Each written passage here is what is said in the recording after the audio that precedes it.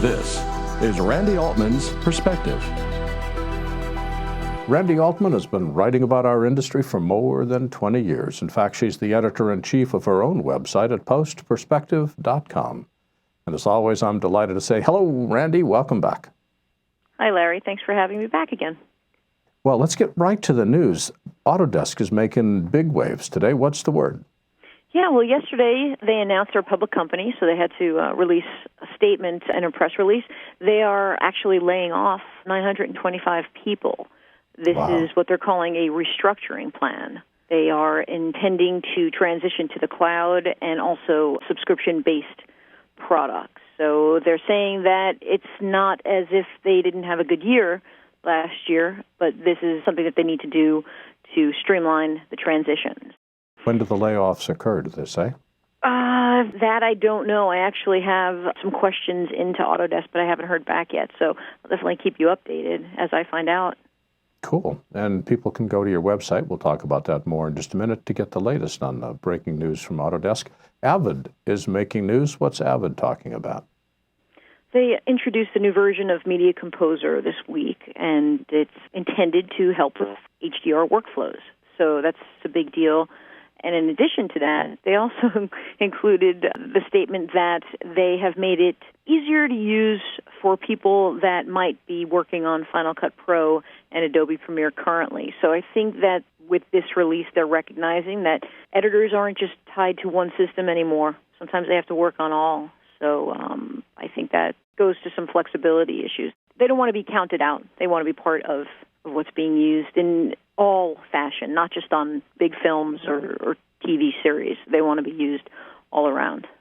Well, I hate to mention this next subject, but VR rears its ugly head yet again. What's happening in virtual reality this week? Well, coming off of Sundance, and if you go to my site, which we'll plug later, there is a ton of coverage from Sundance. We talked a bit about that recently as well. But it was a big deal, and you've got these big film festivals and these big trade shows like CES, which are really embracing VR.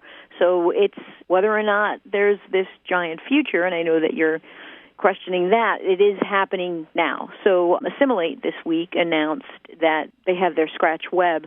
So they have embraced virtual reality with a dailies and review application. So they claim it's the first of their kind. There have been workarounds in the past, but this is dedicated for that. And it's intended to help make the virtual production workflow from set to post easier. Well, thinking of nothing in particular, we're in the middle of the awards shows right now. What's the latest gossip there?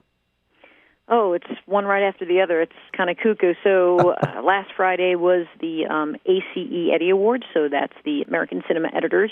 And a lot of times that mirrors what's going to happen with the Best Editing Oscar. So see if that rings true. But we also have, this past weekend was the VES Awards, which is the Best in Visual Effects. And I know that ILM, who was nominated for a crazy amount of Best Visual Effects Oscars, did come home with some awards. And then we've got the ASC Awards coming up as well. So chock full of awards. Well, it seems like we've got a bunch of A's going on. We've got awards, Assimilate, and Avid, and Autodesk. It's an A day today for people that want to keep track of all the breaking news. What website do you recommend they read? I think they should go to postperspective.com. And the editor-in-chief of Post Perspective is Randi Altman. And Randi, as always, thanks for joining us. We'll talk to you next week.